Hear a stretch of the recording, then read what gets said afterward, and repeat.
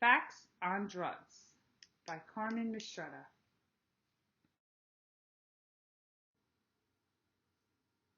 Here we're going to talk about the Connecticut drug abuse climate. In Connecticut, residents are more likely to die from an unintentional overdose than a motor vehicle accident. The majority of these deaths are caused by prescription opioid, painkiller, and illicit opioids. According to the CDC, the 2016 Connecticut age-adjusted rate for drug-induced mortality was 25.1 per 100,000 residents compared to the national rate of 17.1. This data shows that Connecticut residents are more likely to die of an overdose than anywhere else in the country.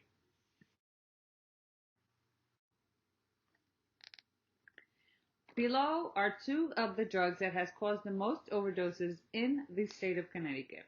You have xylazine, which is a veterinary tranquilizer identified in 2019 as an emerging novel substance in drug intoxication deaths. It is used to enhance drug effects to improve the high. Xylazine has been known to be cut with cocaine or fentanyl. Fentanyl has been in existence since the 1960s and approved for medical use in the U.S. for anesthesia and pain management. Fentanyl is a synthetic opioid analgesic similar to morphine, but 50 to 100 times more potent. Recently, it has disrupted the North American illicit drug market and has been introduced as a cutting agent or replacement for heroin. For some addicts, use of fentanyl is an unwitting mistake as it is unknown what street drugs may contain.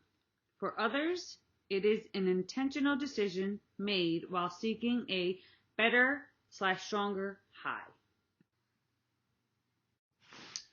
Over the next two slides, I'm going to discuss the overdose deaths of 2019 and 2020.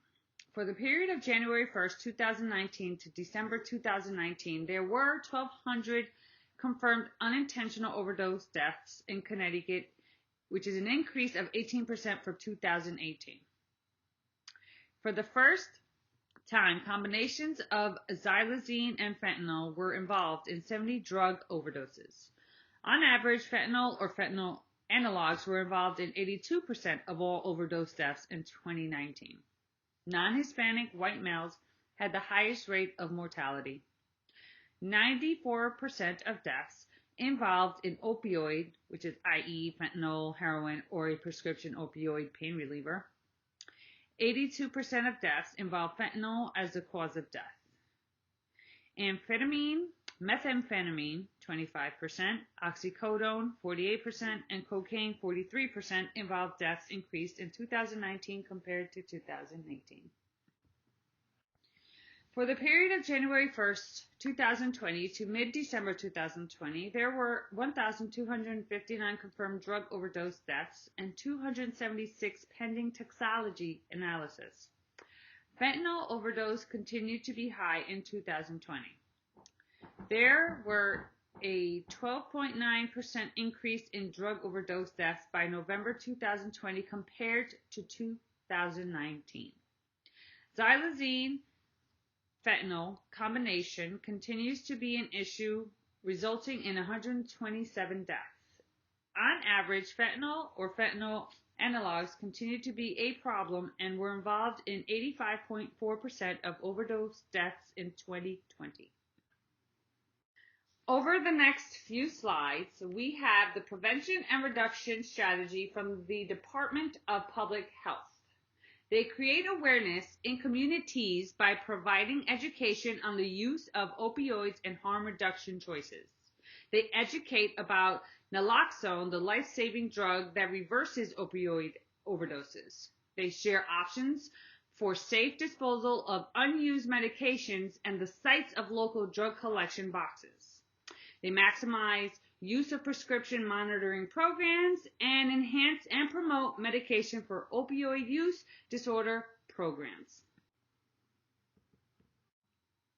The following are a list of some of the reduction strategy programs in the state of Connecticut. You have the State Opioid Response Grant prevention programs, regional behavioral health action organizations, which work to increase awareness of the dangers of opioid use disorders through the prevention of non-prescription opioid use and the progression from prescription opioids to heroin. The Overdose Education and Naloxone Distribution Program. It's a collaborative pilot program between Connecticut Department of Mental Health Addiction Services and Department of Public Health to distribute naloxone statewide to high-risk populations. This pilot also issues opioid overdose prevention education to opioid users and trusted people in their lives, like friends, family, etc. National Suicide Prevention Lifeline. These services provided by the United Way of Connecticut, also known as 211, to help identify callers at risk of suicide and who are in need of substance use disorder services are referred and connected to those resources. You have the Courage to Speak, which is an online interactive training for parents, educators, and adults working with youths focused on helping youth better understand the current drug and opioid crisis. And then there is the How Can We Help initiative, which partners with first responders to follow up on recent overdoses in hotspot locations throughout Connecticut. This outreach and education program, supported by recovery coaches, is intended to reach people who do not show up to traditional treatment programs. This program also includes educational outreach to first responders to form a partnership. This final slide gives a brief description of what naloxone is, and it is a medication designed to rapidly reverse the effects of an opioid overdose. Naloxone is an opioid antagonist, which means it binds to the opioid receptors and blocks the effect of the other opioids. It can restore normal respiration to someone whose breathing has slowed or stopped as a result of an opioid overdose, whether prescription opioids or illicit substances such as heroin. There are 3 separate formulations of naloxone. There's Narcan, which is the nasal spray, Invizio, which is an auto-injectable naloxone. Its pre-filled device uses audible instructions. And there's the injectable generic brand naloxone, which is mostly used by physicians or healthcare professionals. Naloxone can be obtained by anyone from a trained certified pharmacist.